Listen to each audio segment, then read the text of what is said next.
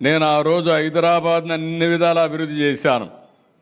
నేను దృష్టిలో పెట్టుకున్నది ఓల్డ్ సిటీ పక్కన ఎయిర్పోర్ట్ కట్టాను. మీరు గుర్తుపెట్టుకోవాలి, నేను దూరదృష్టితో కట్టాను అది కూడా. అదే మరి ఒక ఔటర్ రింగ్ రోడ్ వేస్తే ఈరోజు మీరు చూస్తే హైదరాబాద్లో ఉండే ముస్లిమ్స్ అంతా బ్రహ్మాండంగా కోటీశ్వరులు లక్షాధికారులు అయ్యారంటే అది ఆ రోజు నేను చేసిన పని అని చెప్పి నేను మీకు తెలియజేస్తున్నా. నేను ఎప్పుడూ ఒకటి చెప్పేవాడిని, హైదరాబాద్కి ఎవరు వచ్చినా నేరుగా పోయి ఓల్డ్ సిటీలో షాపింగ్ చేసే విధంగా పెరల్స్ని ప్రమోట్ చేసింది కూడా తెలుగుదేశం పార్టీ. హైదరాబాద్ బిర్యానీని కూడా ప్రమోట్ చేశాం.